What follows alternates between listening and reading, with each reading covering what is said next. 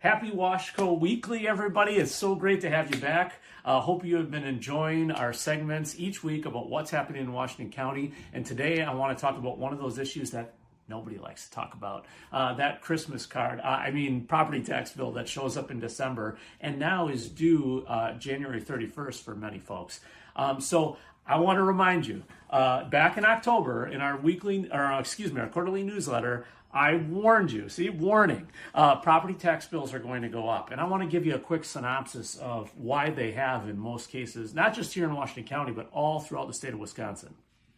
And it goes back to the state budget process. You might remember that Governor Evers had a 402-year veto. It's gotten a lot of press, a lot of talk, and of course, political back and forth. But the long and short of it is, what it ensured was that school districts would see an increase of funding.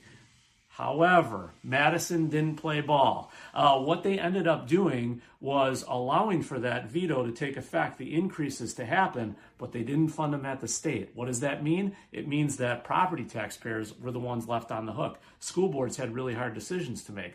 Now, you'll remember, every property tax bill has 4 or 5 and sometimes 6 different entities. The school district is usually the biggest.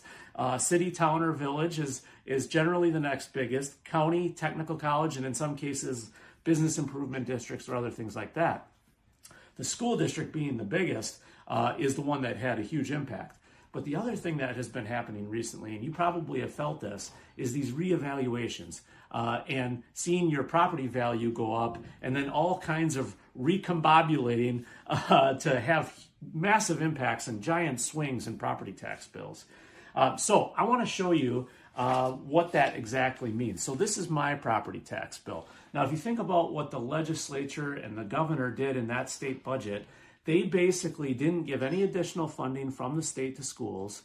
That forced school districts to have to make up the difference in property tax bills. So in many cases, those school districts saw decreases in state aid, and they needed to do a corresponding increase in property taxes just to make up the difference.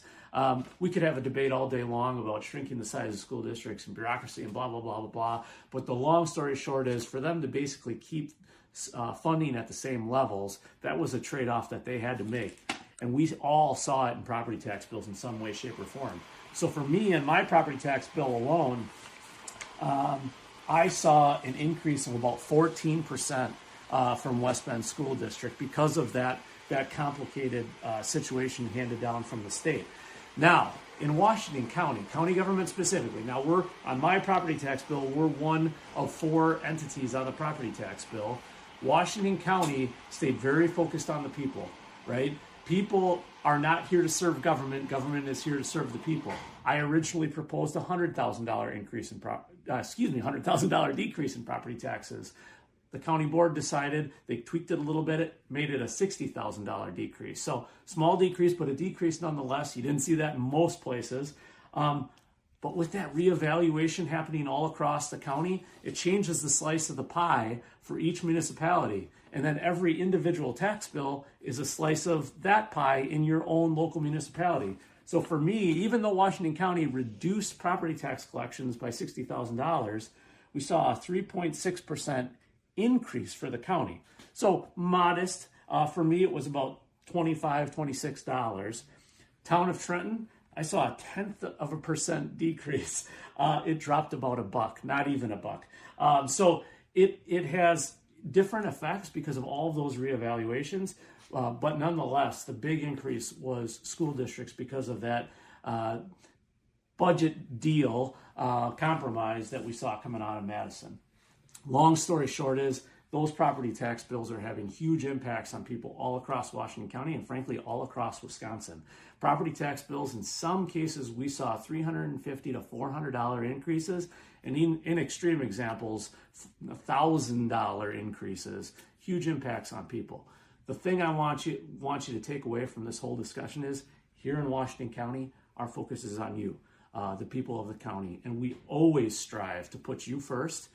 Again, government is here to serve you, not the other way around. We strive to do it each and every day here in Washington County, and we'll continue to do the same. Go to washcowisco.gov to learn more.